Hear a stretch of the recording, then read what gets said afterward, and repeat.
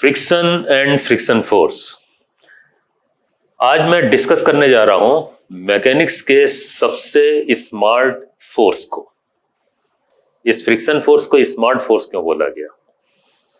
असल में ये स्मार्ट फोर्स इसलिए है क्योंकि ये एक ऐसा फोर्स है जो खुद डिसाइड करता है कि उसे किस डायरेक्शन में आना है, कब आना है या नहीं आना है, या फिर किस वैल्यू पे आना है। सुनिएगा, फ्रिक्शन फोर्स मैकेनिक्स में एक ऐसा फोर्स है जो खुद डिसाइड करता है कि उसे किस डायरेक्शन में आना है, किस वैल्यू पे आना है या नहीं आना है। अब ये बात बड़ी अजीब सी लग रही है। अभी तक तो ये सुना था कि भाई किसी सिस्टम या बॉडी पे फोर्स लगाना है तो उसमें फोर्स लगाओ, किसी एक्सटर्नल बॉडी के जरिए उस पर फोर्स लगा दो और जिस डायरेक्शन में चाहिए, चाहे जिस डायरेक्शन में उसे चलाना है उस डायरेक्शन में फोर्स लगा के आप चलाएं उसे।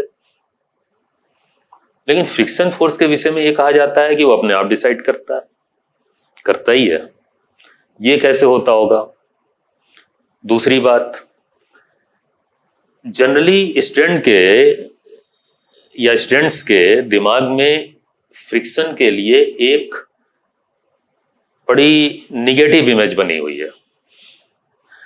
अगर हम आपसे एकदम से पूछें कि बताएं एक बॉडी फॉरवर्ड डायरेक्शन में चल रही है एक रफ सरफेस पे, एक बॉडी फॉरवर्ड डायरेक्शन में, मतलब फॉरवर्ड ऐसे मान लेते हैं, ये फॉरवर्ड डायरेक्शन में चल रही है रफ सरफेस पे, बताएं फ्रिक्शन फोर्स किधर आएगा? तपाक से आप बोलोगे कि फ्रिक्शन फोर्स बैकवर्ड डायरेक्शन में आएगा, मतलब मोशन को अपोज करने के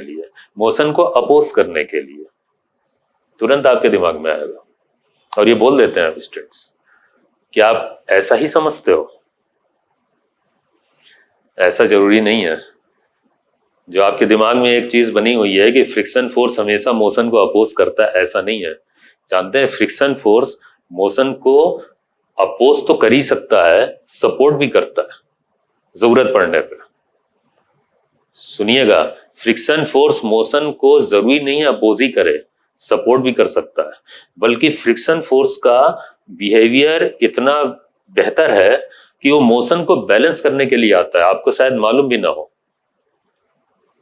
अगर नहीं मालूम है तो जान लें। मालूम है तो बहुत अच्छी बात है कि फ्रिक्शन फोर्स एक ऐसा फोर्स है जो सिर्फ मोशन को अपोज ही नहीं करता है, सपोर्ट भी करता है जरूरत पड़ने पे। जैसे कहीं कोई मोशन एक्सेसिव हो रहा है, रिक्वायरमेंट से ज्यादा हो रहा है, तो फ्रिक्शन फोर्स हो सकता है उसे अपोज कर जाए।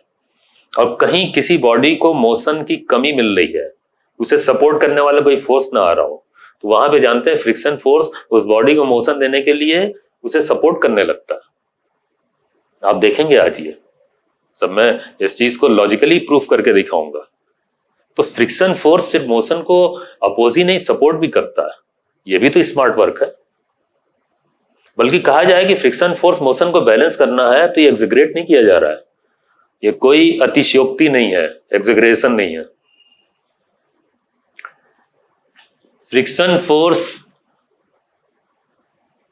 इसमें कोई शक नहीं कि रफ सरफेस पे आता है। भाई फ्रिक्शन फोर्स अगर चाहिए तो सरफेस रफ होनी चाहिए। लेकिन रफ सरफेस से जो फ्रिक्शन फोर्स क्रिएट हो रहा है वो किस तरफ होगा, ये डिसाइड होता है केस पे, सिस्टम या बॉडी किस तरीके से मूव कर रही है। इससे डिसाइड होता है फ्रिक्शन फोर्स का डायरेक्शन। वो फॉरवर्ड भी हो सकता है, बैकवर्ड भी, और हो सकता है वो ना है, जरूरत ना पड़े तो ना है। तो इस चैप्टर में इसकी स्मार्टनेस को ही हम डिस्कस करने वाले हैं। यानी कि ये क्रिएट कैसे होता है, ठीक, ऑफ कोर्स रफ सरफेस पे होता है, लेकिन क्रिएट कैसे होता है, इसके पीछे लॉजिक क्या है, या इसके पीछे बेसिक फोर्स क्या है, या बेसिक रीजन क्या है, ठीक है। फिर इसका ग्रो कैसे होता है, ग्रोथ कैसे होती है, और फिर ये मोशन को कैसे सपोर्ट कर सकता है या अपोज कर सकता है। ये सारी बातें इस डिस्कशन में आने वाली है। तो इसे जरा कंसंट्रेट करके सुनिएगा। मुश्किल बिल्कुल नहीं है, इंटरेस्टिंग चैप्टर है, लेकिन आपका फोकस चाहता है। और अगर आप फ्रिक्शन फोर्स समझ लिए तो फिर आगे मैकेनिक्स में दिक्कत काफी हद तक खत्म हो जाएगी, क्योंकि ये फोर्स मैक्सिमम जगहों पे मौजूद होगा।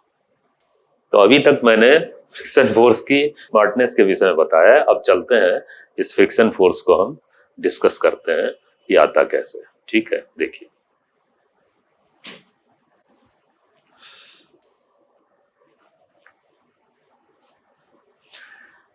एक सिस्टम दिखाया जा रहा है जिसमें एक ब्लॉक है और उस पर एक दूसरा ब्लॉक प्लेस किया गया है।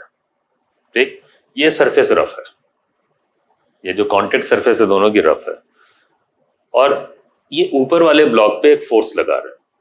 इस फोर्स का नतीजा ये होगा कि पूरा सिस्टम एज ए होल चल देगा। ये फोर्स लगाए देगा, पूरा सिस्टम चल रहा है। अब एक बात सोचने वाली है, वो ये है कि फोर्स तो जो एक्सटर्नल फोर्स है वो ऊपर वाली बॉडी पे लगाया गया, तो सिर्फ ऊपर वाली बॉडी को चलना चाहिए इस फोर्स के इन्फ्लुएंस में। इस बॉडी पे तो कोई फोर्स लगा नहीं है, डायरेक्ट फोर्स तो हमने ऊपर वाली बॉडी पे लगाया। तो ये बॉडी कैसे चल रही है इसके साथ? इसका मतलब है कि जरूर यहां पे कोई लॉकिंग है। लॉकिंग आप समझ रहे हैं? मतलब ये बॉडी इससे कहीं ना कहीं से लॉक हो गई है, फंस गई है, इसके साथ लॉक हो गई है। ये तभी हो सकता है जब इस सरफेस पे रफनेस हो। अगर मान ले रफनेस नहीं होगी तो जानते हैं क्या होगा? अगर ये सरफेस एकदम स्मूथ हो तो ये बॉडी तो चली जाएगी इस फोर्स के इन्फ्लुएंस में, ये यहीं पे रुकी रहेगी। ऐसा ही है, अगर रफनेस ना हो तो जानते हैं सिर्फ ऊपर वाली बॉडी चलेगी इस फोर्स के इन्फ्लुएंस में, नीचे वाली बॉडी बिल्कुल नहीं चल पाएगी। ये रफनेस के कारण ये चल रही है। अब जरा इसे माइन्यूटली देखा जाए, अगर हमें समझना है इसे, तो देखते हैं उनको लॉकिंग कैसी होती है यहाँ पे। आखिर वो क्या कारण है कि ये बॉडी इसके साथ लॉक हुई या फंस गई है ऐसा। देखिए जरा इस सरफेस को हम लोग जूम करके देखते हैं। आइए, इतना हिस्सा ये देखिए, जूम किया ये, और जूम करने के बाद ये स्थिति है। इतने पार्ट पे जूम करके देखा, काफी मैग्नीफाई करके देखा, तो यहां पे रफनेस दिखी। ये रफनेस आप समझ रहे हो? देखो कैसे ये नीचे वाली बॉडी में ये ग्रूव्स बने हुए हैं, कट है। ऊपर वाली बॉडी में प्रोजेक्शंस बने हुए हैं, ये प्रोजेक्शंस हैं, ये ग्रूव्स हैं। और जानते हैं प्रोजेक्शन इस ग्रूव में फंसे हुए हैं, यही कहते हैं लॉकिंग। और इस लॉकिंग के कारण ही इस बॉडी के साथ ये बॉडी मूव कर रही, यही है रफनेस। तो ये तो हो गई रफ सरफेस, लॉकिंग दिखा दिया हमने। अब मैं आपको दिखाता हूं कि फोर्स कैसे डेवलप होता है। ये जो फ्रिक्शन फोर्स है ये कैसे आएगा? ये तो एक्सटर्नल फोर्स है। अब यहां पे इस बॉडी को ये रफनेस चला रही है, तो रफनेस क्या चलाती है? रफनेस के कारण कोई फोर्स क्रिएट होगा इस बॉडी पे, तभी तो ये बॉडी चलेगी, है ना? तो वो कैसे आता है जरा ध्यान से देखिएगा। देखिए मैं इन दोनों बॉडी के इस सरफेस को मैग्नीफाई करके इनके ग्रूव्स और जो प्रोजेक्शंस हैं उनको इनलार्ज करके दिखा रहा हूं, अलग अलग करके। देखिए ये अलग अलग है, ठीक, दोनों बॉडीज के। अब होगा क्या कि जब इस बॉडी को इस पे आप रखेंगे तो ये लॉकिंग हो जाएगी। देखिए देख रहे हैं ऐसे, ये हुई लॉकिंग। अच्छा ये लॉकिंग हो गई। अब लॉकिंग के बाद आप देखोगे कि जब इस पे आप फोर्स लगाओगे तो होगा क्या, ध्यान से देखिएगा। फोर्स लगाया तो पहली हैपनिंग तो ये हुई, यहां पे देखिए क्या हो रहा है, यहां और यहां। ये देखें, ये फोर्स लगाने से ऊपर वाली बॉडी मूव की, और ये देखें यहां पे ये कांटेक्ट आ गया। पहले फोर्स लगा, ये कांटेक्ट डेवलप हुआ, और कांटेक्ट के बाद अभी फोर्स लगा हुआ है, आगे ये हैपनिंग होगी, ये पूरा सिस्टम चल देगा। और ये देखें कुछ इंटरनल फोर्सेस कंप्रेसिव टाइप के डेवलप हो गए। अब ये क्यों डेवलप हुए ये आपको समझ में आ रहा होगा, आप पढ़ चुके हो, ठीक, न्यूटन्स लॉ में। देखिए फिर से दिखाता हूं हैपनिंग। ये जो लॉकिंग दिखाई जा रही थी, इसी को मैग्नीफाई करके अगर दोनों बॉडी पे दिखाया जाए तो हुआ क्या कि जब ऊपर वाली बॉडी को नीचे वाली ब्लॉक पे या बॉडी पे रखा गया तो लॉक तो बन गए, लेकिन अभी इनका यूज नहीं हुआ है। जब फोर्स लगाया गया तो ये देखें ये शिफ्ट हुआ और यहां पे कांटेक्ट डेवलप हुआ। इसी कांटेक्ट के कारण आप खुद ऐसे ही सोचो कि जब आप फोर्स लगाओगे तो ये कांटेक्ट डेवलप होगा, तो ये बॉडी आगे चलेगी, तो ये बॉडी, इसका जो ये लॉक है इसको पुश करेगा। भाई जब आप इसे आगे बढ़ाएंगे ये, तो यहाँ पे जब कांटेक्ट होगा तो ये इसे पुश करेगा। ये सरफेस है ना, ये पहले कांटेक्ट बनाएगी और फिर पुश करेगी उधर, तो नतीजा ये होगा कि ये भी बॉडी इस पुश होने के कारण आगे चल देगी। अब बात आ रही है कि एक बात स्पष्ट हो गई कि इस बॉडी को इस फोर्स ने चलाया, ऊपर वाली बॉडी को, और इसको किसने चलाया? इसको इस बॉडी ने चलाया पुश करके। भाई इसे तो इस फोर्स ने खींचा, लेकिन इसको किसने चलाया? इस बॉडी ने, ठीक, इस कांटेक्ट के जरिए। यही तो हुआ है। अच्छा मान लें ये ना होता, ये लॉकिंग ना होती, ये होता ही नहीं लॉक, तो क्या होता? तो ऐसा कांटेक्ट डेवलप होता क्या? अगर ऐसा कांटेक्ट नहीं डेवलप होता तो क्या ये बॉडी चलती? बिल्कुल नहीं चलती। जब कांटेक्ट ही नहीं हुआ है तो बॉडी चलेगी कैसे? ये वही स्मूथ सरफेस होता है। ठीक है, स्मूथ सरफेस के केस में मैं आपको दिखाता हूं, देखिए क्या होगा।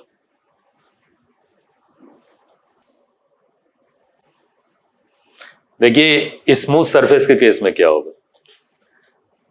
अगर यहां पे लॉकिंग ना हो, सरफेस स्मूथ हो, तो देखिए क्या हैपनिंग होगी। वो फोर्स लगाएंगे ना तो सिर्फ ऊपर वाली बॉडी चलेगी। क्यों? यहां लॉकिंग है ही नहीं। भाई इसे कौन चलाएगा? इस पे कोई फोर्स ही नहीं आ रहा, कहां से आएगा फोर्स? ये फोर्स आने के लिए यहां लॉकिंग जरूरी है, नहीं तो सिर्फ ऊपर वाली बॉडी चलेगी। अब क्या हुआ, फिर से दिखाता हूं मैं आपको कि ये स्मूथनेस ना हो, यहां पे रफनेस हो। ये देखिए कि जब इस बॉडी को आप रखोगे तो ये लॉक होगा। फिर से दिखा रहा हूं, अब जब फोर्स आप लगाओगे तो देखो ये लॉक जो डेवलप हुआ ना, है ना, ये कांटेक्ट जो डेवलप हुआ, इसी कांटेक्ट से इसे पुश मिलेगा नीचे वाली बॉडी को, और नीचे वाली बॉडी भी चलेगी। अब आती है बात कि यहां पे जो फोर्सेस डेवलप होंगे वो बेसिकली क्या है? क्या सीधे फ्रिक्शन फोर्स बना दे? नहीं, फ्रिक्शन फोर्स नहीं, ये आप पढ़ चुके हो। ये कंप्रेसिव टाइप का इंटरनल फोर्स पेयर में। ये देखिए यहां पे एक कांटेक्ट है R1 R1, एक पेयर, और एक दूसरा ये देखें ये कांटेक्ट है यहां R2 R2, और पूरा सिस्टम एज ए होल चल रहा है। क्यों? क्योंकि इसे तो ये फोर्स चला रहा है, इसको ये बॉडी चला रही है, और किस फोर्स के जरिए? R1 और R2 ये वाला, ये देखें ये फोर्स आप पढ़ चुके हो, ये फोर्स इस बॉडी पे लग रहा है नीचे वाली बॉडी पे, जबकि ये वाला फोर्स ऊपर वाली बॉडी पे। ये फोर्स R2 इस बॉडी पे और ये R2 इस बॉडी पे ऊपर वाली। तो ये जो R1 R2 जो फॉरवर्ड डायरेक्शन के दिख रहे हैं, यही रिस्पॉन्सिबल फोर्स है नीचे वाली बॉडी को चलाने के लिए। ठीक है ना? जबकि ये R1 R2 इस बॉडी को अपोज कर रहे हैं। ठीक, अब आपको पता चल रहा होगा कि नीचे वाली बॉडी चलेगी कैसे। अब ये फोर्सेस तो तभी डेवलप होंगे ना जब यहाँ पे कांटेक्ट डेवलप हो। और ध्यान दीजिएगा इस फॉरवर्ड डायरेक्शन में, मतलब इधर आप चला रहे हो तो ये जो फॉरवर्ड सरफेस है ना, फ्रंट सरफेस कह दें या फॉरवर्ड कह दें या जो भी कहें, ये आगे वाली सरफेस, ये पीछे वाली नहीं। कांटेक्ट कौन से में होगा? कांटेक्ट फॉरवर्ड डायरेक्शन की जो सरफेस है, आगे वाली सरफेस, वहां पे डेवलप होगा। ये देखिए यहाँ पे, यहाँ नहीं, ये तो दूर हो गई सरफेस, दबाव यहां पे होगा तो वहीं पे फोर्सेस दिखाएंगे। ठीक, अच्छा अब आते हैं इसके फ्री बॉडी डायग्राम पे, इसको सेपरेट करते हैं। देखिए तब और बात समझ में आएगी कि भाई वो फ्रिक्शन फोर्स आ कहां से रहा है। देखिए जरा सेपरेट करते हैं। देखिए फ्री बॉडी डायग्राम, ये देखिए अब ये रफ सरफेस पे या बॉडीज पे रफनेस के कारण जो फोर्सेस डेवलप है स्पष्ट है। जैसे इसका फ्री बॉडी डायग्राम देखें तो ये F फोर्स आगे है, और ये जो प्रोजेक्शंस थे उस पे R1 और R2 ये बैकवर्ड डायरेक्शन में पीछे की तरफ लग रहा है, जबकि नीचे वाली बॉडी पे R1 R2 ये फॉरवर्ड डायरेक्शन में लग रहा है जो इसे चला रहा था आगे, जबकि ये वाले फोर्सेस अपोज कर रहे हैं इस मोशन को। अब मैं वापस आता हूं, जैसे ये जूम करके दिखाया गया है, नेचुरल तरीके से अगर देखेंगे तो ये दिखेगा। आप देखो फ्री बॉडी डायग्राम, ध्यान देखिएगा ध्यान से, ये फोर्स है और ये बॉडी। अब मान ले जैसे नेचुरल तरीके से देखेंगे तो ये प्रोजेक्शन और ग्रूव तो दिखाई नहीं देते हैं, छोटे छोटे होते हैं बहुत, इतने माइक्रोस्कोपिक लेवल पे होते हैं तो वैसे तो पता नहीं चलते हैं, लेकिन होता है रफनेस। ठीक है, तो ऐसे देखिए, तो इन्हीं फोर्सेस को R1 R2 को ये पीछे की तरफ ऐसे दिखाएंगे सरफेस पे, ऊपर वाली बॉडी पे। और फिर देखिए ये R1 R2 जो है इसे फॉरवर्ड डायरेक्शन में दिखाएंगे नीचे वाली बॉडी पे।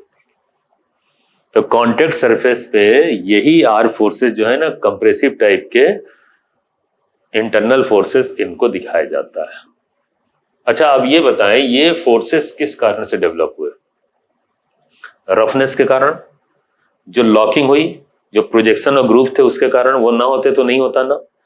तो इसमें एक बात स्पष्ट होती है कि ऑफ कोर्स ये फोर्सेस जाने पहचाने हैं, ये कंप्रेसिव टाइप के इंटरनल फोर्सेस हैं, लेकिन यहाँ पे इनका स्वरूप या रूप बदल गया है, ये रफनेस से क्रिएट हुआ है। क्योंकि ये फोर्सेस रफनेस से क्रिएट होते हैं ना, इसीलिए इन्हीं फोर्सेस को फ्रिक्शन फोर्स का नाम दिया जाता है। अब आप जाने ये फ्रिक्शन फोर्स बेसिकली कोई स्पेशल फोर्स नया नहीं क्रिएट हो गया है, यही R फोर्सेस जो है ना, इन्होंने मिलके ही फ्रिक्शन फोर्स बनाया है। और इनको बेसिकली बोलना तो चाहिए वही R फोर्सेस, लेकिन चूंकि रफनेस से क्रिएट होते हैं ना ये, इसीलिए इन्हें फ्रिक्शन फोर्स बोला जाता है। अब आप खुद देखो, एक बात स्पष्ट होकर आ रही है कि फ्रिक्शन फोर्स, आप ही के सामने बात आ गई कि एक प्रॉपर्टी फ्रिक्शन फोर्स की वो ये है, ये फ्रिक्शन फोर्स मोशन को सिर्फ अपोज ही नहीं करता है। ये देखिए यहाँ पे अपोज कर रहा है फ्रिक्शन फोर्स मोशन को, ये देखिए फॉरवर्ड डायरेक्शन में फोर्स लग रहा था, ये अपोज कर रहा है। फ्रिक्शन फोर्स मोशन को सपोर्ट भी करता है। ये बताए इस ब्लॉक को कौन चला रहा है? फ्रिक्शन फोर्स ही तो चला रहा है। देखिए, तो आप कैसे कह सकते हो कि फ्रिक्शन फोर्स सिर्फ मोशन को अपोज ही करता है? फ्रिक्शन फोर्स मोशन को सपोर्ट भी करता है। यही मैं कह रहा था। ठीक, अरे भाई एक क्वेश्चन आपसे ये पूछूं मैं कि आप एक ग्राउंड पे, एक रफ सरफेस पे आप मूव कर रहे हो, ठीक, आप बताओ आपको चला कौन रहा है? ये शायद मैं पहले भी डिस्कस कर चुका हूं, लेकिन फिर भी ये आप मूव कर रहे हो रफ सरफेस पे। रफ सरफेस हो, जानते हो, रफी सरफेस पे आप मूव कर सकते हो। अगर एकदम स्मूथ सरफेस दे दी जाए ना तो आप चल ही नहीं पाएंगे, एक कदम भी बढ़ नहीं पाएंगे। अब आप ये जब आगे बढ़ रहे हैं तो आपको चला कौन रहा है? आपको फ्रिक्शन फोर्स चला रहा है। अब आप ये बताओ कि जब आप फॉरवर्ड डायरेक्शन में चल रहे हैं तो आप पे फ्रिक्शन फोर्स किधर आ रहा है? क्या कहा? बैकवर्ड? बैकवर्ड कैसे होगा भाई? ये बताएं कि आप फॉरवर्ड चल रहे हो, आपकी अवस्था उस तरफ बदल रही है, ठीक, और फ्रिक्शन फोर्स ही आपको चलाने के लिए, आप खुद नहीं चलते हैं, आप कदम बढ़ाते हैं। आपकी बॉडी की अवस्था जो है सिर्फ एक्सटर्नल फोर्स ही, कोई एक्सटर्नल बॉडी से मिला हुआ फोर्स ही अवस्था बदल सकता है। जानते हो बॉडी कौन सी है? ग्राउंड। ग्राउंड आपको फोर्स दे रही है फॉरवर्ड डायरेक्शन में। आपका स्टेट या आपकी स्थिति जो है वो परिवर्तित या चेंज हो रही है। स्टेट जो कैसे चेंज हो रहा है? वो फॉरवर्ड डायरेक्शन में। इसका मतलब है कि आपको फॉरवर्ड डायरेक्शन में कोई फोर्स मिल रहा है, और वो फोर्स कहां से मिल रहा है? कॉन्टेक्ट से। ग्राउंड पे जो आपके शूज हैं, जो आपका रबर सोल होगा या शूज होंगे, वो ग्रिप लिए हुए हैं, वहां लॉकिंग किए हुए हैं ग्राउंड पे, है ना, और उसी के जरिए फ्रिक्शन फोर्स मिल रहा है। अब वो फ्रिक्शन फोर्स आया कैसे? ग्राउंड ने आपको दिया फ्रिक्शन फोर्स, फॉरवर्ड डायरेक्शन में है आपके, तभी आप फॉरवर्ड बढ़ पा रहे हो। ये मत कहना ये फ्रिक्शन फोर्स पीछे लग रहा है। हुआ क्या देखिए। अब बात ये आती है कि वो फ्रिक्शन फोर्स जो मिल रहा है वो मिल कैसे रहा है? ग्राउंड तो लिविंग बॉडी है नहीं। कोई लिविंग बॉडी होती तो आप आके पुश कर देती। जैसे हम आपसे ही कहें कि आइए हमें पुश कीजिए, तो आप आगे पीछे धक्का लगा दोगे, मैं आगे बढ़ जाऊंगा, है ना? नहीं, तो आप तो आ नहीं सकते हैं पुश करने के लिए। यहाँ तो ग्राउंड है, ग्राउंड ही मुझे चला रही है। अब ग्राउंड लिविंग बॉडी तो है नहीं, जिंदा तो है नहीं वो, तो वो कैसे फोर्स देगी? तो मैं आपको बता चुका हूं, जब न्यूटन थर्ड लॉ पढ़ा रहा था तो वहां पे ऐसा जिक्र आया था कि थर्ड लॉ का उपयोग है यहाँ पे। कैसे? अगर मुझे ग्राउंड से फॉरवर्ड डायरेक्शन में फोर्स लेना है तो मैं क्या करूंगा? मैं इसे चलते हुए पीछे की तरफ पुश करूंगा। अब यही तो एक्शन होता है जब आप आगे बढ़ते हैं तो कदमों को देखें, कदमों से आप पीछे की तरफ ऐसे पुश करते हो, जमीन को ऐसे पुश करते हैं। तो जब पुश करते हैं ना, तो आप एक फोर्स ग्राउंड पे लगा रहे हो, तो ग्राउंड रिएक्ट करेगी, थर्ड लॉ, ठीक, किधर, आगे की तरफ। तो वो जो आगे की तरफ उसने रिएक्ट किया, आगे की तरफ फोर्स दिया, आपने पीछे दिया, उसने आगे की तरफ फोर्स दिया, उसी से आप आगे बढ़ रहे। और वो फोर्स कहां से आ रहा है? वो रफनेस से आ रहा है, लॉकिंग से आ रहा है। अरे भाई, लॉकिंग ना होती तो आप पुश ही नहीं कर पाते ग्राउंड को पीछे। आप जैसे ही पुश करते ना, आपका पैर फिसल जाता, आपका पैर फिसल जाता, इमीडिएट आप वहीं पे गिरते। ये लॉकिंग होगी ना, रफनेस होगी, तो उससे आप वो पुश कर पाओगे, और पुश करोगे तो आपको फोर्स आगे की तरफ मिलेगा। तो फैक्ट ये है कि जब आप चल रहे होते हैं तो आप पीछे फोर्स लगा रहे होते हैं, और ग्राउंड इसी कारण से आपको आगे की तरफ फोर्स देती है। किस फॉर्म में? फ्रिक्शन फोर्स के फॉर्म में। और वो फ्रिक्शन फोर्स फिर आपको चला रहा होता है। तो आप कैसे कह सकते हो फ्रिक्शन फोर्स मोशन को सिर्फ अपोज करता है? भैया, आपको चला ही रहा है फ्रिक्शन फोर्स, तो जब भी चलिएगा ना तो फ्रिक्शन फोर्स से दुश्मनी छोड़ दीजिएगा। और ये भी सुने, अगर फ्रिक्शन फोर्स नहीं हुआ ना, धड़ाम से वहीं गिरेंगे। स्मूथ सरफेस चल के दिखाइए जरा, वहीं चल पाएंगे। बहुत स्मूथ टाइल्स होती हैं तो आप चलते हैं तो कैसी चाल हो जाती है आपकी, और संभल संभल के चलते हैं, कैटवॉक करने लगते हैं है ना। स्मूथ सरफेस पे बहुत मुश्किल होता है चलना, रफ सरफेस पे आप चल सकते हो। ये फ्रिक्शन फोर्स आपको चला रहा है। ये बताना इसलिए जरूरी था जिससे आपके दिमाग से वो बातें निकल जाएं जहां पे आप हमेशा फ्रिक्शन फोर्स को अपोज करता हुआ देखते हो। अपोज कर सकता है, सपोर्ट भी करता है। देखें, अपोज वहां कर रहा है ना जहां पे एक्सटर्नल फोर्स है।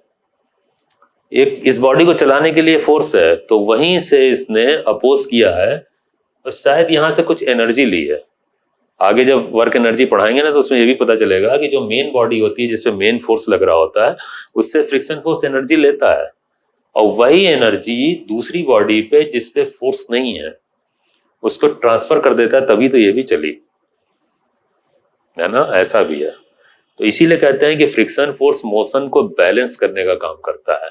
जिसपे एक्सेसिव फोर्स है उससे उसने एनर्जी निकाली, है ना, मोशन को निकाला, और जिसपे एक्सटर्नल फोर्स नहीं था, सपोर्ट करने वाला कोई नहीं था, उसको आके उस एनर्जी को दे के सपोर्ट कर गया, तो ये भी चला। फ्रिक्शन फोर्स मोशन को बैलेंस करता है। ठीक, चलते हैं, कुछ प्रॉपर्टीज यहां पे आ रही हैं फ्रिक्शन फोर्स की आगे, उसको वन बाय वन समझते हैं और दिमाग में बैठाते हैं, लॉजिक उसके पीछे, तब आपको समझ में आएगा। देखिए, तो properties of friction force. Okay, friction force की पहली प्रॉपर्टी आ रही है कि friction force is a compressive type internal force.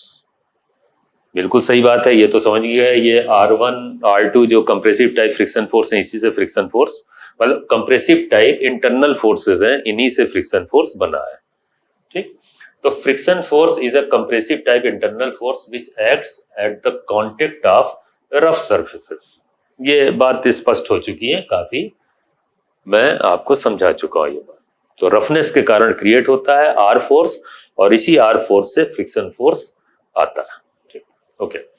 Since it is a reaction force, it comes into picture only when action is there. ये बड़ी important बात है।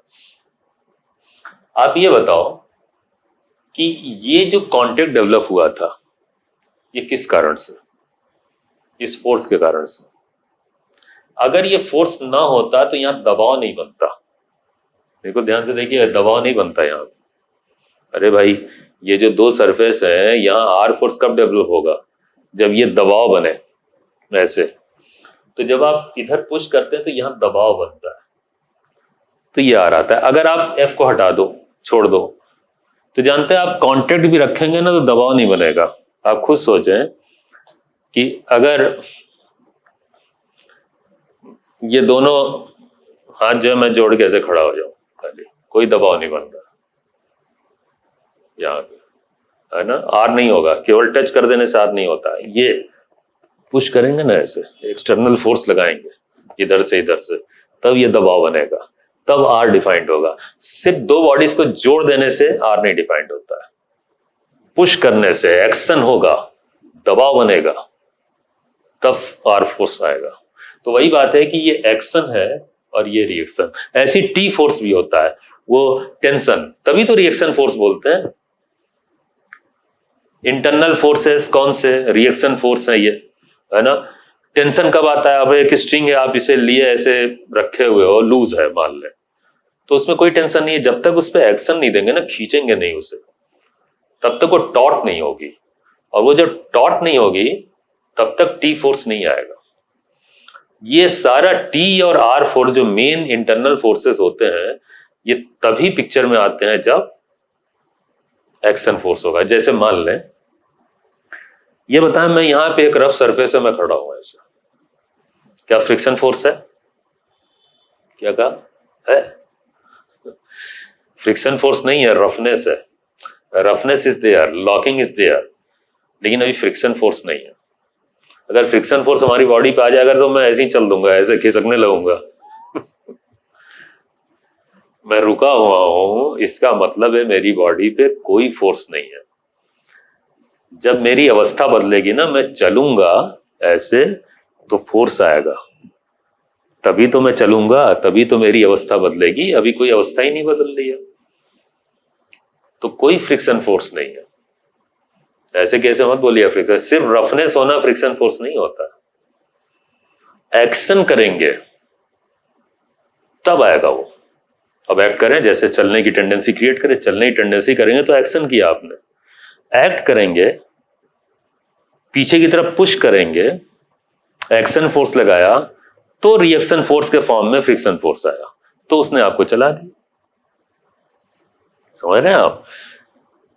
बिना एक्शन के आप चल नहीं रहे हैं क्योंकि फ्रिक्शन फोर्स नहीं है। चलने के लिए आपको एक्ट करना पड़ेगा। ये देखिए ऐसे एक्ट करना पड़ेगा। एक्ट किया, पीछे पुश किया, तो उस एक्शन का रिएक्शन हुआ आप आगे की तरफ, किस फॉर्म में? फ्रिक्शन फोर्स के फॉर्म में, ग्राउंड ने दिया, तब आप चले। यही तो थर्ड लॉ समझा रहा था मैं आपको। यस, तो इसीलिए कहते हैं कि चूंकि आर फोर्स रिएक्शन फोर्स है और इसी से फ्रिक्शन फोर्स बना है, तो फ्रिक्शन फोर्स तब तक नहीं होता है जब तक कि एक्शन ना हो। तो since it is a reaction force, it comes into picture only when action is there. ठीक, आगे बढ़ते हैं। It is a self adjusting force. ये भी एक नाम इसका पॉपुलर है, सेल्फ एडजस्टिंग फोर्स। क्यों? ये है रिएक्शन फोर्स। जैसा एक्शन वैसा रिएक्शन। आप ये बताओ कि जैसे यही सरफेस है, मान लें मैं इस पे फोर्स लगा रहा हूं, समझ रहे हो आप ये बताओ, ये फोर्स लगा रहा हूं, ये मूव तो कर नहीं रहा है। ठीक, अरे भाई ये वॉल है, मूव कहां से कर जाएगा? मैं पुश करूंगा गिर जाएगी वॉल। ठीक, ये वॉल पे, ये वॉल है, इस पे ये बोर्ड लगा हुआ है। ठीक, अब मैं इस पे पुश कर रहा हूं ऐसे, कुछ नहीं हो रहा है। क्यों नहीं हो रहा है? क्योंकि जितना फोर्स मैं लगा रहा हूं ना, उतना ही वॉल रिएक्ट कर रही है। अब जैसे मान लें, सपोज मैंने 10 न्यूटन का फोर्स लगाया, क्यों नहीं मूव हुआ? इसलिए नहीं हुआ क्योंकि उस वॉल ने 10 न्यूटन का रिएक्शन दिया। अच्छा, अब ये बताएं कि अब 20 न्यूटन का फोर्स लगा दिया हमने, अब भी नहीं बॉडी चली। तो 20 न्यूटन का फोर्स लगाया तो रिएक्शन फोर्स कितना हुआ? 20 हुआ, तभी तो नेट फोर्स 0 हो जा रहा है।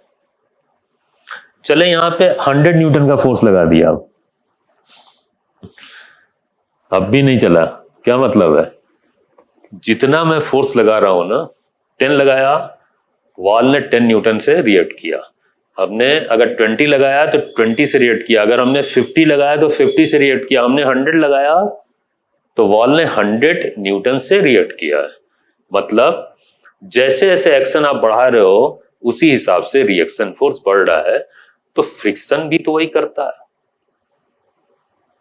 जितना एक्शन उसी हिसाब से फ्रिक्शन। सेल्फ एडजस्टिंग फोर्स, ये खुद एक्शन के हिसाब से अपने को एडजस्ट करता है। आप नहीं कर रहे हो, आप तो ऐड कर रहे हो।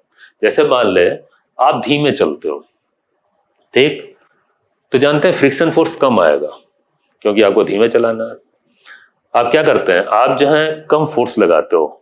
सिंपल अगर चल रहे हो तो आप ग्राउंड पे कम फोर्स लगा रहे हैं, तो फ्रिक्शन फोर्स उसी हिसाब से आ रहा है। अगर आपको दौड़ना है ना, तो अवस्था बहुत तेजी से बदलनी है, एक्सलेट करना है, तो आपको फोर्स भी ज्यादा चाहिए। तो आप जानते हैं दौड़ने के केस में आप पीछे की तरफ फोर्स और ज्यादा लगाते हैं। जब दौड़ते हैं ना, झुकाव बढ़ता है और ज्यादा फोर्स आप लगाते हो।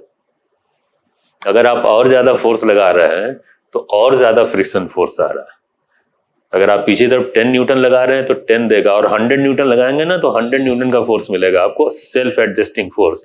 फ्रिक्शन फोर्स रिक्वायरमेंट के हिसाब से अपने को एडजस्ट करता है, बढ़ा सकता है, घटा सकता है। आप फोर्स लगा रहे हो उस हिसाब से फोर्स दे रहा है, आप नहीं चाहते हो, आप खड़े हो जाते हो, कोई एक्शन नहीं कर रहे हो, वो खुद जीरो हो जाता है। फ्रिक्शन फोर्स गया, वो जान रहा है कि आपको जरूरत नहीं है उसकी, तो गायब हो गया। आपकी रिक्वायरमेंट के हिसाब से वो आता है, अपने को बढ़ाता है, अपने को घटाता है और चला भी जाता है। Self adjusting force, self adjusting का मतलब खुद को एडजस्ट करने वाला आपके हिसाब से। तो देखिए कैसे सपोर्ट कर रहा है आपको, ठीक। It is a self adjusting force, ठीक। फ्रिक्शन फोर्स में सपोर्ट और अपोज अ मोशन, ये आपने देख ही लिया कि फ्रिक्शन फोर्स यहां पे मोशन को अगर अपोज कर रहा है तो यहां पे सपोर्ट भी कर सकता है, ये स्टेटमेंट। तो हमारे ख्याल से फ्रिक्शन फोर्स का बिहेवियर काफी हद तक आपको समझ में आने लगा होगा, ठीक है।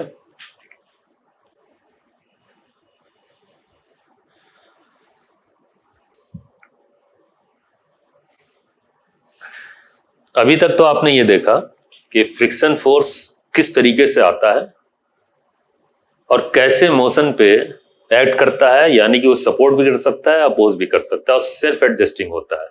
अब मैं आपको दिखाता हूं कि फ्रिक्शन फोर्स ग्रो कैसे करता है और कितने टाइप का होता है। ध्यान से देखिएगा क्या होगा। देखिए ये एक सरफेस है रफ, ठीक, और ये रफनेस कोफिशिएंट्स है, ये कोफिशिएंट ऑफ स्टैटिक फ्रिक्शन, ये कोफिशिएंट ऑफ काइनेटिक फ्रिक्शन, ये वैल्यूज दी हुई है। ये बेसिकली रफनेस की प्रॉपर्टी होती है जो और स्पष्ट रूप से आगे आएंगी, लेकिन इतना तो आपको मालूम ही होगा कि अगर रफनेस है तो ये डिफाइंड होता है, और दो तरीके का होता है, एक स्टैटिक होता है, काइनेटिक होता है। रफनेस अगर ज्यादा होगी, है ना, यहाँ पे लॉकिंग अगर और ज्यादा होगी तो ये वैल्यू बढ़ जाएंगी, और अगर रफनेस कम होगी तो ये वैल्यू कम होने लगती है। ये मेजरमेंट होता है रफनेस का। अब ये स्टैटिक और काइनेटिक कैसे होता है ये मैं बताता हूं आपको, ठीक। ये बेसिकली मेजरमेंट देगा फ्रिक्शन फोर्स का ही, लेकिन कुछ स्पेसिफिक केसेस में फ्रिक्शन फोर्स आने वाला है। ये भी रफनेस का मेजरमेंट है, फ्रिक्शन फोर्स का नहीं। रफनेस की प्रॉपर्टी है ये, कितना रफ है, इससे आइडिया लगेगा कि सरफेस कितना रफ है। और ये रफनेस स्टैटिक जब बॉडी रुकी होती है तब कैसे होता है, और जब बॉडी चलने लगती है तब कितना इफेक्ट डालता है। आप ध्यान से देखो तो यहाँ पे ये वैल्यू कम है इससे, इसका मतलब है कि यही सरफेस जो रफनेस का प्रभाव देता है बॉडी पे, वो दो प्रकार का।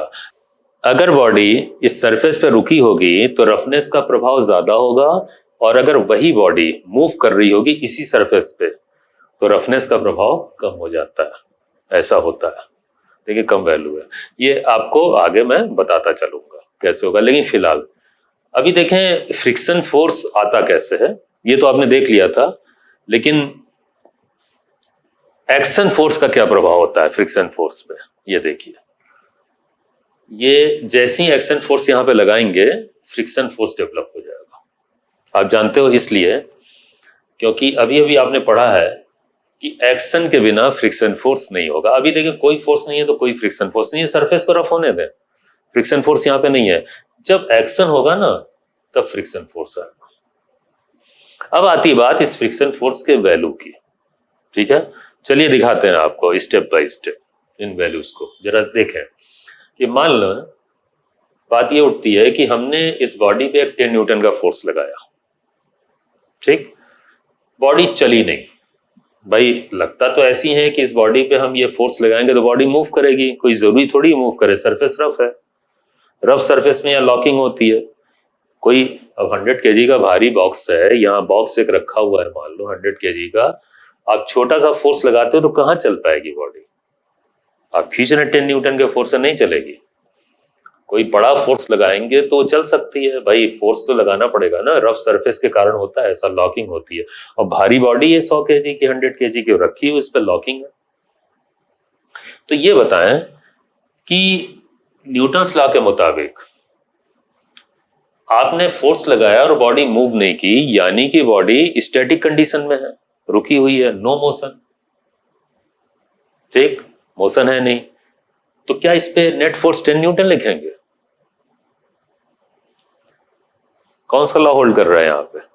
बॉडी की अवस्था नहीं बदली है।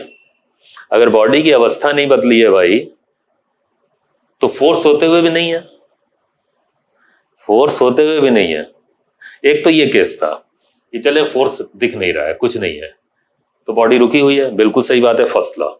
लेकिन हुआ क्या कि 10 न्यूटन का फोर्स लगाने के बावजूद भी कोई मोशन नहीं हुआ, तो अब भी तो फर्स्ट लॉ है। तो फर्स्ट लॉ तो ये कहता है कि जब इस पे नेट फोर्स नहीं होगा तभी बॉडी अपनी अवस्था नहीं बदलेगी। तो अवस्था अब भी बॉडी नहीं बदली, इसका मतलब इस फोर्स के होते हुए भी नेट फोर्स 0 है इस पे। तो कैसे है? इस फोर्स को अपोज करने वाला कोई फोर्स होगा ना, कौन होगा? यस, आप जानते हो कौन? Friction force. यहां पे ये स्टैटिक कंडीशन इसे बोलेंगे, बॉडी स्टैटिक कंडीशन में रुकी हुई है, ये फ्रिक्शन फोर्स आएगा। और इस फ्रिक्शन फोर्स की वैल्यू कितनी होगी? यही 10 न्यूटन।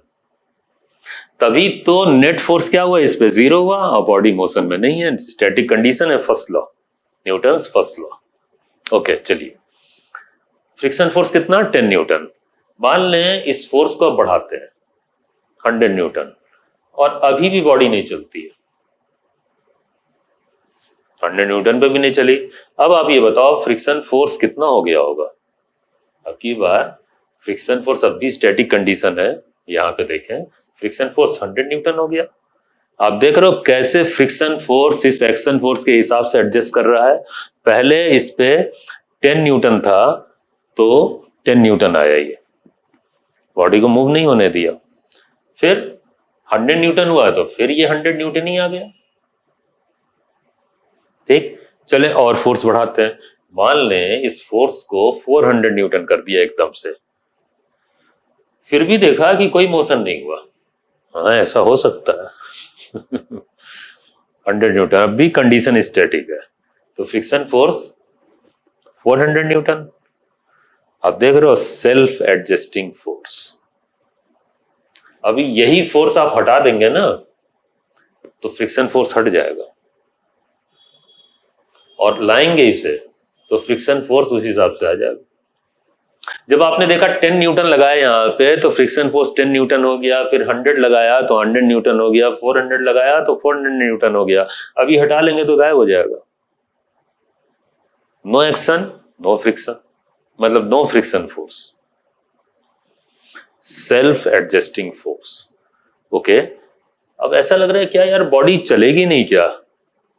चलें और फोर्स बढ़ाते हैं। ओके, अब हुआ क्या कि बॉडी पे अब की बार 500 का न्यूटन का फोर्स लगाती, देखें कुछ हैपनिंग हो रही है, ध्यान दीजिएगा। ये देखिए, ये लगाने से बॉडी कुछ शेक की, ऐसे हिली, ये देखिए। ओके, तो अब ऐसा लग रहा है कि अब ये बॉडी मूव कर सकती है, ऐसा ही हुआ है। अरे भाई, आप कोई बॉक्स रखा हुआ है, उस पर आप फोर्स लगाते जाते हो, आप पहले सोचते हो कि चल देगी आसानी से, नहीं चल रही तो फोर्स बढ़ा रहे हैं और फोर्स बढ़ा रहे हैं, और तो यार एक कंडीशन ये आती है कि फोर्स बढ़ाते बढ़ाते बॉडी थोड़ी सी हिली है, अरे अरे अब तो बॉडी चल जाएगी। इतने फोर्स पे चलेगी, वही फोर्स आ गया है। जानते हैं, जब बॉडी कुछ मूव करके दिखा, हल्का सा भी मोशन हुआ नहीं है, बेसिकली देखा जाए तो अभी भी कंडीशन एक तरह से स्टैटिक ही जैसी है, लेकिन फिर भी अब लग रहा है कि अब इस फोर्स से ज्यादा फोर्स जैसी लगाएंगे ना, बॉडी चल देगी। तो जब ये कंडीशन पहुंच जाती है तो इसी को बोलते हैं, ये बोलना है ना, body shake but does not gate displaced. Body move की, मतलब मूव नहीं कहेंगे, हिली ऐसे, ठीक, बॉडी को शेक की, ठीक, but does not gate displace, लेकिन अब भी डिस्प्लेस नहीं हुई है। इसी कंडीशन को बोलते हैं लिमिटिंग कंडीशन, समझे। और इस केस में फ्रिक्शन फोर्स जो भी आएगा वही फ्रिक्शन फोर्स लिमिटिंग कंडीशन का फ्रिक्शन फोर्स होता है, जबकि अभी तक जो स्टैटिक कंडीशन चल रही थी, है ना, उसमें जो फ्रिक्शन फोर्स होता है उसे स्टैटिक फ्रिक्शन फोर्स बोलते हैं, स्टैटिक कंडीशन का। ये लिमिटिंग कंडीशन का है, जिसमें बॉडी थोड़ा सा मूव करके ऐसे हल्का सा हिल के दिखाती है, ऐसे बॉडी, ठीक, चली नहीं है, तो अब ये बताओ कि अभी तो कंडीशन देखा जाए तो स्टैटिक जैसा ही है, अभी न्यूटन्स फर्स्ट लॉ ही तो फॉलो हो रहा है, तो फ्रिक्शन कितना होगा? इस केस में भी फ्रिक्शन फोर्स, ये देखें आ रहा है statement, body is about to move. Yes, ये सही है, ये बॉडी बस चलने वाली है, चली नहीं है, ये कंडीशन, इसी को बोलते हैं लिमिटिंग कंडीशन। ठीक, ये जो फ्रिक्शन होगा ये अब भी एक्शन फोर्स के बराबर ही होगा, लेकिन अब ये फ्रिक्शन जो है लिमिटिंग कंडीशन का कहलाएगा। ठीक, और अब आप अगर इसे कैलकुलेट करोगे, जानते हैं, अब मैं आपको बताता हूं, ये जो म्यूएस लिखा हुआ है 0.5 है ना, इसका यूज जानते हैं, इस फोर्स का पता कैलकुलेट करके चल सकता था। आपको याद होगा कि फ्रिक्शन फोर्स के लिए ये फॉर्मूला इस्तेमाल होता था म्यू आर। अब ये आया कहां से, अभी आएंगे हम डिस्कशन पे, लेकिन आप थोड़ा बहुत जानते होगे, याद होगा तो ये जो फ्रिक्शन फोर्स, ऐसे ये बहुत पॉपुलर फॉर्मूला था फ्रिक्शन फोर्स निकालने का, म्यू आर ऐसे याद करते थे। वो कुछ और नहीं है, आप ध्यान दो, ये कैलकुलेट करेंगे तो ये वाला फोर्स आएगा। कैसे? देखिए, म्यूएस वहां से 0.5 उठाया। ठीक, एक चीज ये जरा आर भी मैं बता दूं, यहाँ पे आ रहा है आर, क्या है? आर तो रिएक्शन फोर्स है यहाँ ग्राउंड से, तो देखें ये वेट mg, ठीक, और इसी का रिएक्शन आर, तो ये तो आप जानते हो कॉन्टेक्ट पे ऐसे डेवलप होगा, और R is equal to mg होगा, तो यहाँ सब्स्टिट्यूशन में कर रहा हूं, तो म्यूएस तो हमने रख दिया ऐसे ही, ठीक है, आर की जगह mg, मैं ये फ्रिक्शन फोर्स यहाँ पे म्यूएस आर कैलकुलेट कर रहा हूं। तो ये जब आप कैलकुलेट करेंगे तो म्यूएस 0.5 दिया है, 0.5 रखें, m कितना है 100 और g है 10, ये कैलकुलेट करेंगे ना तो 500 न्यूटन। जानते हैं ये जो फ्रिक्शन फोर्स है जिसे लिमिटिंग कंडीशन का बोल रहे हैं, वो है ये वैल्यू। अब इससे एक फायदा होता है, वो ये फायदा होता है कि अगर हम पहले ही ये वैल्यू दी थी रफ सरफेस पे, अगर हम पहले ही ये कैलकुलेट कर लिए होते 500 न्यूटन, तो जानते हैं हम इतना ट्रायल ना करते। ट्रायल का मतलब क्या है कि वो 10 न्यूटन लगा के देख रहे हैं, तो 100 लगा के देख रहे हैं, फिर 400 लगा के देख रहे हैं, बॉडी चली नहीं रही है। अगर हम पहले ही इस म्यूएसआर वैल्यू को इस रफनेस के हिसाब से और इसके वेट के हिसाब से, देखें ये वेट, ये रफनेस, ये दोनों डिसाइड करती हैं इस फ्रिक्शन फोर्स को जो लिमिटिंग कंडीशन का है। अगर हम पहले ही ये वैल्यू कैलकुलेट कर लेते तो हमें पता चल जाता कि यार एटलीस्ट 500 न्यूटन तो लगाना ही पड़ेगा, और तब भी बॉडी चलेगी नहीं, सिर्फ थोड़ी सी हिलेगी ऐसे। ठीक, और जब ये पता चल जाएगा तो नेचुरली फिर आपको क्या करना होगा, इस बॉडी को चलाने के लिए आपको 500 न्यूटन से ज्यादा फोर्स लगाना पड़ेगा। ये क्या पहचान बता रहा है? ये बता रहा है कि यार मुझसे ज्यादा फोर्स लगाओ तब ये बॉडी चल देगी। ये अबाउट टू मूव की कंडीशन में मूव नहीं की है, अबाउट टू मूव, ये बहुत जरूरी है जानना। इसीलिए इस फोर्स का, इस वैल्यू का महत्व है। इसका ये मतलब नहीं कि ये सीधे कैलकुलेट कर दिया तो ये हमेशा आ जाएगा, कहां आ रहा है? जब आप इस पे 10 न्यूटन लगा रहे हो तो 10 न्यूटन फ्रिक्शन फोर्स, जब 100 लगा रहे तो 100 है, सेल्फ एडजस्टिंग। कहां ये आ रहा है? ये फोर्स आने के लिए नहीं है, ये एक बात को पहचानने के लिए कि अगर कोई भी बॉडी हो, जैसे मान लें यहाँ पे 1000 kg की बॉडी रख दे, अब हम इंतजाम करवाएं कि भाई इसे चलाना है, तो पहले ही कैलकुलेट करके निकाल लो ना कि 1000 kg की बॉडी है और इस सरफेस पे आप रख रहे हो, तो कम से कम कितने फोर्स की आवश्यकता है वो आप यहां से कैलकुलेट करो। तो यहाँ पे 0.5 और ये 1000 इंटू 10, तो 5000 न्यूटन आ जाएगा। तो अब आप यार किसी ट्रक व्रक को बुलवाओ क्रेन को बुलवाओ, आप मत कोशिश करना, तो पहले 5000 न्यूटन फोर्स आ गया है ना। मतलब आप समझ ले 5000 न्यूटन का मतलब है कि 500 kg फोर्स कहां आप लगा पाओगे। ठीक, तो पहले ही आपको अंदाजा लग जाता है कैलकुलेट करके, तो आप पहले ही जो है खुद नहीं कोशिश करते। कुछ वो जो हाई पावर की बॉडीज होती हैं, क्रेन है, ट्रक है, उसको बुलाते आप, इसे खींचते हो, तो इससे एक अंदाजा लगता है कि कितना फोर्स रिक्वायर्ड होगा इसको चलाने के लिए। अब देखें अब क्या होगा, इसे काइनेटिक कंडीशन में लाना है, मतलब इसे चलाना है, तो अब आप इससे बढ़ाओ, तो अब देखिए सिचुएशन क्या होगी। अगर आप जैसे 500 से बढ़ा दिए 600 न्यूटन, तो अब नतीजा ये होगा कि बॉडी चल जाएगी, एक्सलेट कर जाएगी। ये कंडीशन काइनेटिक हो गई। ठीक, ये कंडीशन काइनेटिक है। अब काइनेटिक कंडीशन में ये आ रहा है बॉडी स्टार्ट्स मूविंग। ठीक, आपको पता चल गया 500 से ज्यादा लगा दिया आपने, तो ये काइनेटिक कंडीशन आ गई इसकी। अब काइनेटिक कंडीशन में फ्रिक्शन फोर्स पे जरा ध्यान देना है। फ्रिक्शन फोर्स में आपने स्टैटिक कंडीशन में ये देखा कि जितना एक्शन आपने किया उतना रिएक्ट किया उसने। 10 भी हो सकता था, 100 भी हो सकता था फ्रिक्शन फोर्स, 400 भी हो सकता था, है ना, जितना एक्शन उतना रिएक्शन। लेकिन लिमिटिंग कंडीशन में आके भी वही बात थी कि जो एक्शन था 500 का था उतना ही रिएक्शन फोर्स फ्रिक्शन फोर्स था, लेकिन वो लिमिटिंग कंडीशन था, वो अबाउट टू मूव वाली कंडीशन थी। और अब तो काइनेटिक हो गई है। काइनेटिक कंडीशन में जो फ्रिक्शन फोर्स आता है ना, ये देखिएगा जरा ध्यान से, वो अभी पिछले केस में आपने फ्रिक्शन फोर्स देखा था 500 न्यूटन। अब ये बॉडी अबाउट टू मूव के कंडीशन में थी, और जब बॉडी मूव कर जाती है तो ये फ्रिक्शन फोर्स घट जाता है। ये देखिए काइनेटिक कंडीशन में फ्रिक्शन फोर्स घट जाता है, और वो घट के 500 से 400 न्यूटन हो गया। अब ये घट क्यों जाता है, ये अभी इसके पीछे लॉजिक में बताता हूं, लेकिन इसको कैलकुलेट करना है तो इसके जरिए होगा, कोफिशिएंट ऑफ काइनेटिक फ्रिक्शन के जरिए 0.4 लिखा हुआ है। ये मैं अभी थोड़ी देर पहले बताया था कि ये ज्यादा होता है, ये कम होता है। क्यों होता है ये मैं अभी बताता हूं, लेकिन फिलहाल कैलकुलेट करने में इस वाले फ्रिक्शन फोर्स को, काइनेटिक कंडीशन के फ्रिक्शन फोर्स को, ये देखिए म्यू के आर इस्तेमाल होगा।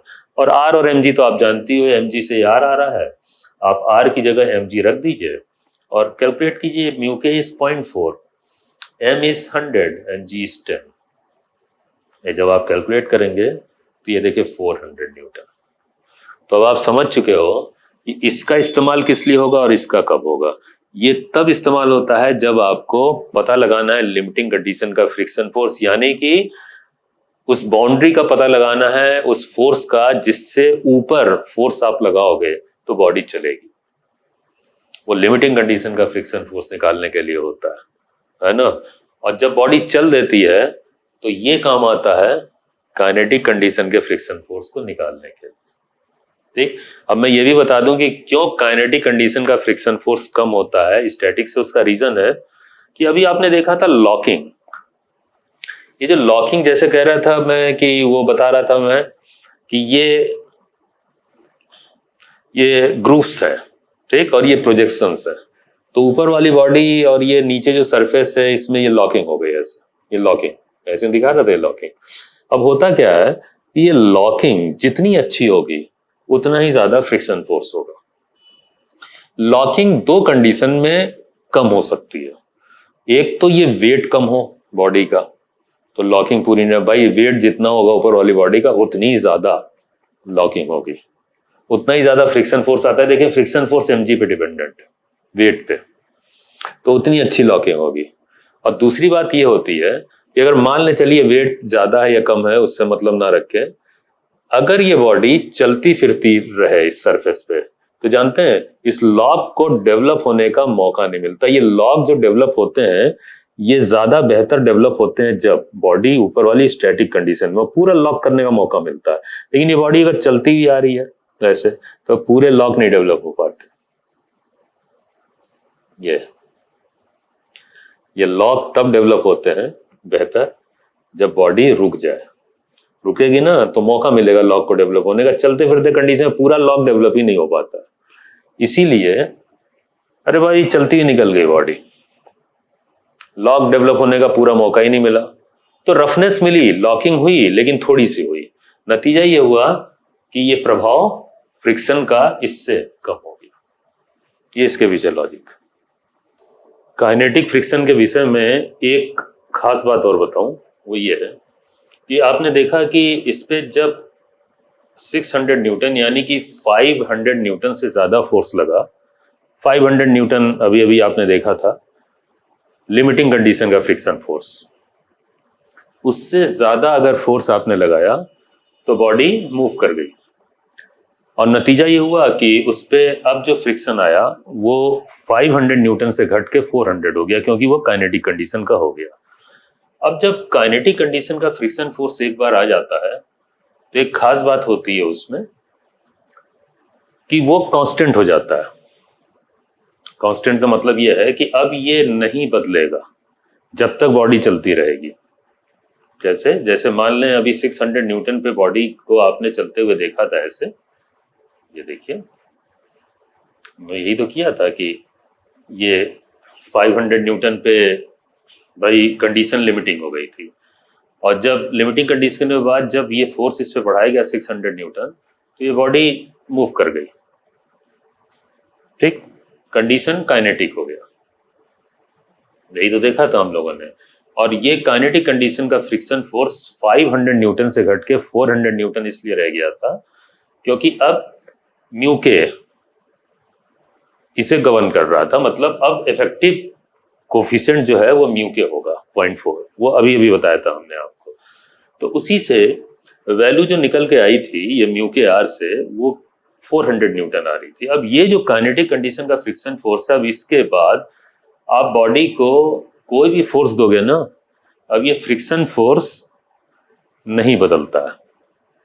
जैसे मान लें 600 न्यूटन की जगह आप देखें 700 न्यूटन कर दे, बढ़ा दें, बढ़ाएंगे ना, बॉडी चलेगी, एक्सेलेरेट करेगी और एक्सेलेरेट करेगी, है बॉडी, फिर एक्सेलेरेट करेगी, फिर मूव करेगी, तो करना ही है उसे क्योंकि आप फोर्स बढ़ा रहे हो। तो बॉडी काइनेटिक कंडीशन में है और अब भी फ्रिक्शन फोर्स काइनेटिक कंडीशन का वही 400 न्यूटन अब भी वही बना रहेगा। इवन बॉडी पे और फोर्स बढ़ा दें आप, ये देखिए 1000 न्यूटन कर दें, बॉडी और एक्सेलेरेट करेगी, एक और ज्यादा एक्सेलेरेट करेगी, 1000 न्यूटन कर दिया, बॉडी काइनेटिक कंडीशन में अब भी है, और लेकिन अब भी काइनेटिक कंडीशन का फ्रिक्शन फोर्स 400 न्यूटन बना हुआ है। ये एक स्पेशल सी बात है काइनेटिक कंडीशन के फ्रिक्शन फोर्स की। ये जो फ्रिक्शन फोर्स होता है ये एक बार आया, बॉडी मूव करती रही, तो ये कांस्टेंट हो जाता है। मतलब कंडीशन ये हुई कि आप देखो जब स्टैटिक कंडीशन थी उस समय जितना एक्शन फोर्स लगा रहे थे उतना फ्रिक्शन फोर्स हो रहा था। एक्शन फोर्स आप जैसे से बढ़ा रहे थे वैसे वैसे फ्रिक्शन फोर्स बढ़ रहा था, यही तो आपने देखा था। तो आप देखें स्टैटिक कंडीशन का फ्रिक्शन फोर्स वेरिएबल है एक्शन फोर्स के हिसाब से। एक्शन फोर्स आप 10 न्यूटन करो, फ्रिक्शन फोर्स 10 न्यूटन हो जाएगा। एक्शन फोर्स आप 100 न्यूटन कर दो, फ्रिक्शन फोर्स 100 हो जाएगा। आप 400 कर दो, 400 हो जाएगा। ये सिलसिला 500 न्यूटन तक चला, लिमिटिंग कंडीशन तक, जब तक बॉडी चली नहीं। अरे भाई लिमिटिंग कंडीशन में भी बॉडी नहीं चलती है, देखा जाए तो लिमिटिंग कंडीशन स्टैटिक कंडीशन की एक लिमिट है, उसमें भी तो बॉडी स्टैटिक ही है, रुकी हुई है, लेकिन अब मार्जिन पे है, मतलब बाउंड्री लाइन है, यानी कि अबाउट टू मूव की कंडीशन है। तो उस केस में जो फ्रिक्शन फोर्स है वो अब भी एक्शन फोर्स के बराबर है। मतलब स्टैटिक कंडीशन का फ्रिक्शन फोर्स 0 से शुरू होता है। अब भाई 0 कैसे? अगर आप कोई एक्शन फोर्स नहीं लगाओगे तो कोई फ्रिक्शन फोर्स ही नहीं होगा, तो 0 भी हो सकता है। 10 न्यूटन लगाया तो 10 हो गया, 100 लगाया तो 100 हो गया, 400 लगाया तो 400 हो गया। मतलब स्टैटिक कंडीशन का फ्रिक्शन फोर्स 0 से बढ़ने लगा और बढ़ते बढ़ते मैक्सिमम तक गया, जो कि लिमिटिंग कंडीशन का फ्रिक्शन फोर्स कहलाता है। ठीक, वो 500 न्यूटन तक। उसके बाद एकदम से घटना ये हुई कि जैसे ही आपने और फोर्स बढ़ाया, अब बॉडी काइनेटिक कंडीशन में आ गई, यानी कि बॉडी चल दी, और चलते ही वो फ्रिक्शन फोर्स थोड़ा सा घट गया, 500 से 400 हो गया। और अब उसके बाद आपने देखा कि ये जो फ्रिक्शन फोर्स है अब नहीं बदलता है, अब बॉडी चलती जाएगी, आप उस पर फोर्स बढ़ाओ, बॉडी की स्पीड बढ़ाओ, एक्सीलरेशन बढ़ाओ, जो करो, अब आप फोर्स बढ़ाते जाओगे। अगर बॉडी चलने लगी तो अब ये कांस्टेंट बना रहता है। तो काइनेटिक कंडीशन का फ्रिक्शन फोर्स एक बार आया तो फिर कांस्टेंट हो गया, बॉडी मूव कर रही हो, कांस्टेंट है। ये है प्रॉपर्टीज फ्रिक्शन फोर्स की। या फ्रिक्शन फोर्स का ग्रोथ कैसे होता है आप देखें, है ना। तो वही ध्यान देने वाली बात है इसमें कि ये तीनों कंडीशन के जो फ्रिक्शन फोर्स हैं ये कब कब आकर होते हैं।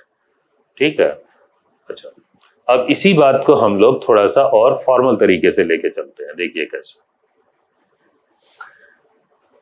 कैटेगराइज करते हुए प्रॉपर तरीके से। अभी तो हम लोगों ने प्रैक्टिकली उसे समझने की कोशिश की थी, ये फ्रिक्शन फोर्स कैसे आता है। ठीक, अब देखें स्टैटिक कंडीशन के फ्रिक्शन फोर्स में क्या बात हुई थी। Body is in static condition, body static condition में होगी।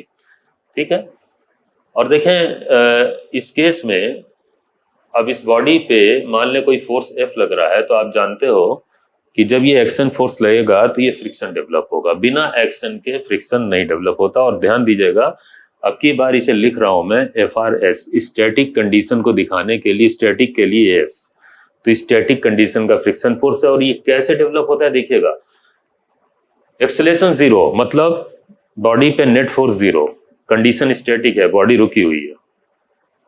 एक अब ये एक्शन फोर्स जैसे जैसे बढ़ेगा, ये फ्रिक्शन फोर्स भी उसी तरीके से बढ़ेगा, देखिएगा,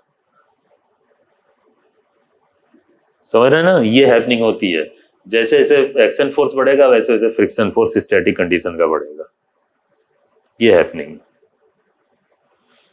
और चूंकि बॉडी चल ही नहीं रही है तभी तो स्टैटिक कंडीशन डिफाइंड है, तो इसमें किसी भी कंडीशन में, कंडीशन का मतलब है कि स्टैटिक कंडीशन में ही किसी भी स्टेट में, है ना, हमेशा फ्रिक्शन फोर्स एक्शन फोर्स के बराबर होगा, क्योंकि ये कंडीशन इक्विलिब्रियम की है, एक्सेलरेशन इज 0, बॉडी रुकी हुई है। तो स्टैटिक कंडीशन में याद रखें, फ्रिक्शन फोर्स हमेशा एक्शन फोर्स से निकाला जाएगा, ठीक, एक्शन फोर्स के जरिए, उसी के बराबर होता है। Static friction force is equal to action force, ये याद रखिए, जरूरी बात, ठीक, ओके। फिर आती है बात लिमिटिंग फ्रिक्शन फोर्स की। लिमिटिंग कंडीशन में कुछ ऐसा आपने देखा था कि body is about to move, body is about to move, तो बॉडी अगर मूव करने वाली है तो आप देखें होगा क्या यहाँ पे, अभी देखें स्टैटिक कंडीशन का फ्रिक्शन फोर्स, ठीक।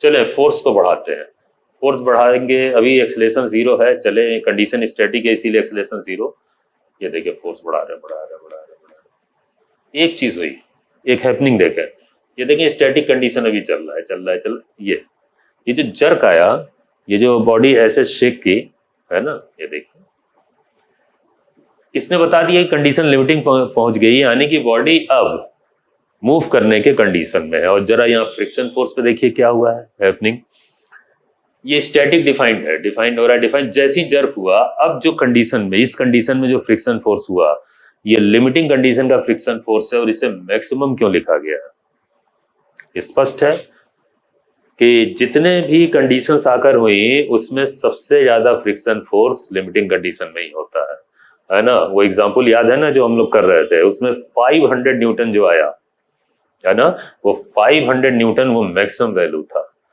उससे उस तरफ अगर रखा जाए तो स्टैटिक कंडीशन के फ्रिक्शन फोर्स वो 10 थे, 100 था, 400 था, मैक्सिमम 500 तक पहुंचा। और जैसे ही स्टैटिक कंडीशन का फ्रिक्शन फोर्स 500 पहुंचा, वही लिमिटिंग फ्रिक्शन फोर्स बन गया। बॉडी में जर्क आया ऐसे, बॉडी में मूव नहीं की है, उसी को मैक्सिमम फ्रिक्शन फोर्स भी बोलते हैं।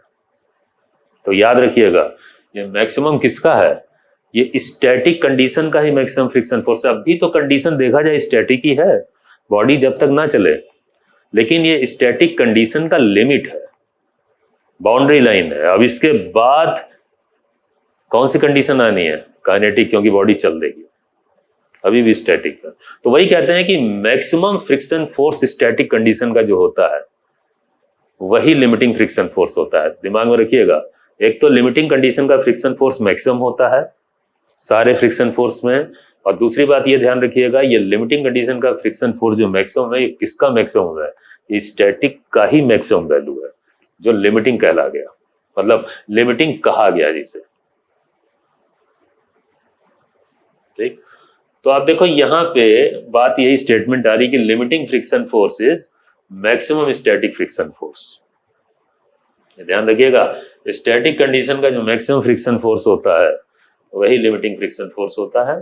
और limiting friction force is equal to the action force. Yes, अभी मैक्सिमम फ्रिक्शन फोर्स अभी भी एक्शन फोर्स के बराबर इसलिए है क्योंकि अभी भी कंडीशन इक्विलिब्रियम की है, इसीलिए नेट फोर्स 0 होगा, ये और ये फोर्स बराबर होंगे। वैसे एक बात और जानना जरूरी है कि ये फ्रिक्शन फोर्स जो होता है लिमिटिंग कंडीशन का, एक्शन फोर्स से तो आप निकाल ही सकते हैं, लेकिन इससे पहले भी आप निकाल सकते हैं। कैसे? With the help of mu s R, ये हम लोग कर चुके हैं। म्यू एस आर के हेल्प से भी आप इस फ्रिक्शन फोर्स को फाइंड कर सकते हैं। पहले से ही फाइंड कर ले, हमने कहा नहीं था, अगर पहले से ही कैलकुलेट करके रख लेते कि वो बॉडी जो 100 kg की थी उस पे 500 न्यूटन का मैक्सिमम फ्रिक्शन फोर्स रिक्वायर्ड था, कैलकुलेट कर लेते तो हम पहले कोशिश ही ना करते उस पे 100 न्यूटन लगाने की या 10 न्यूटन लगाने की या 400 की, सीधे इंतजाम करते कि भाई इस पे 500 न्यूटन से ज्यादा फोर्स लगाया जाए। कैलकुलेट कर चुके थे, कैलकुलेट नहीं करेंगे तो कंफ्यूजन में रहेंगे कि भाई कंडीशन कौन सी होगी, कैसे काइनेटिक कंडीशन में लाया जाए उसे। जब तक 500 न्यूटन से ज्यादा फोर्स ना लगाते हो काइनेटिक में आती ही नहीं, स्टैटिक में रहती है। लेकिन चूंकि हमने कैलकुलेट किया नहीं पहले ये वैल्यू, है ना, तो नतीजा क्या हुआ, हम ट्रायल करते रहे यार, 10 भी लगा के देख ले, 100 भी लगा के देख ले, 200 400 लगा लगा के देख रहे थे, नहीं लगाते। अगर पहले से मालूम होता कि भैया ये बॉडी जो है 500 न्यूटन से कम फोर्स से चलेगी नहीं, उससे ज्यादा चाहिए, आप समझ रहे हैं ना इसकी इंपॉर्टेंस, इसकी यही इंपॉर्टेंस है। देख, इससे पता चल जाता है ये बॉडी को कंडीशन, असल में बाउंड्री कंडीशन है, ये पता चल जाएगा तो इस तरफ रखेंगे, मतलब कम रखेंगे तो स्टैटिक कंडीशन होगा, और इस वैल्यू से उस तरफ रखेंगे फोर्स को तो काइनेटिक कंडीशन हो जाएगा। पहले ही पता चल जाता है इस वैल्यू से कि बॉडी को आप अपने हिसाब से फोर्स लगा के उसे स्टैटिक या काइनेटिक में रख सकते हैं। चलिए, तो बात ये आती है कि इसको दो तरीके से फाइंड किया जा सकता है, ठीक। म्यू एस आप जानते हो, कोफिशिएंट ऑफ स्टैटिक फ्रिक्शन इसे बोलते हैं, ये प्रॉपर्टी है सरफेस की।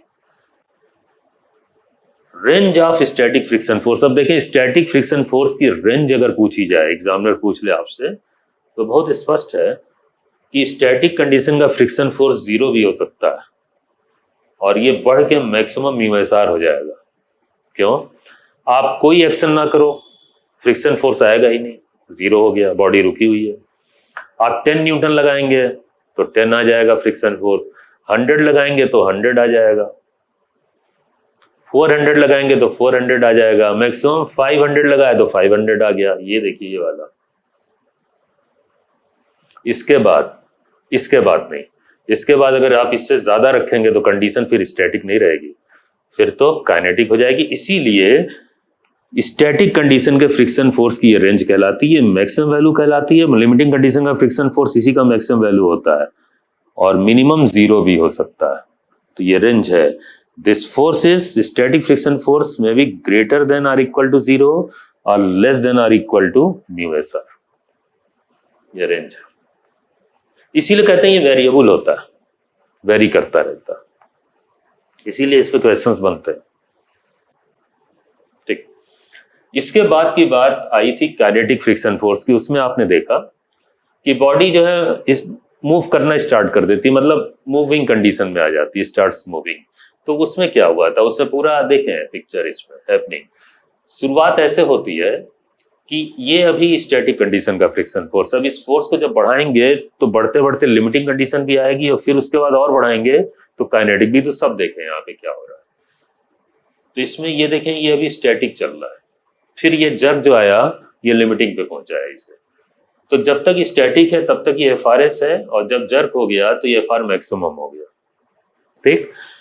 अभी भी कंडीशन देखा जाए तो स्टैटिक है, लेकिन स्टैटिक का मैक्सिमम लिमिट यानी कि लिमिटिंग।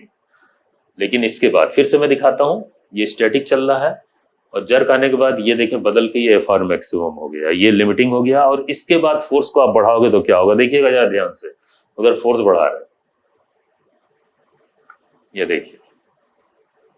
देखिए हैपनिंग, लिमिटिंग के बाद हैपनिंग, देखिएगा इस फोर्स को बढ़ाया, नतीजा ये देखिए चल दिया, बॉडी एक्सीलरेट कर गई यानी काइनेटिक कंडीशन में आ गई। और हुआ क्या, हुआ ये एफआर मैक्सिमम अब घट गया है, ये देखिएगा, इस पे फोकस करें, ये देखिए, और फ्रिक्शन फोर्स देख रहे हैं ये घट रहा है, ये देखिए घट गया। और कितना हो गया ये एफआर के, वही 500, अभी ये कौन सा केस था 500 न्यूटन वाला, और अब ये घट के 400 हो गया, और इसी को लिखा गया एफआर के यानी कि friction force of kinetic condition. अब ये यही बना रहेगा जब तक बॉडी मूव करती रहे, किसी भी फोर्स से कांस्टेंट हो जाएगा। तो ये डेवलपमेंट्स होते हैं, और इसको अगर कैलकुलेट करना है तो इसका एक ही तरीका है कैलकुलेट करने का कि एफ आर के इज इक्वल टू म्यू के आर, ये म्यू के आर से होगा। ये एक्शन फोर्स के बराबर नहीं होगा, ये म्यू के आर, जबकि स्टैटिक फ्रिक्शन फोर्स और limiting friction force action force के बराबर होते हैं, ठीक। लेकिन काइनेटिक कंडीशन का फ्रिक्शन फोर्स एक्शन फोर्स के बराबर ना होके ये म्यू के आर से ही कैलकुलेट होता है और ये कांस्टेंट हो जाता है। ये हमने बता दिया आपको, ये कांस्टेंट हो जाता है, जहां म्यू के आप जानते हैं coefficient of kinetic friction of the rough surface, ठीक।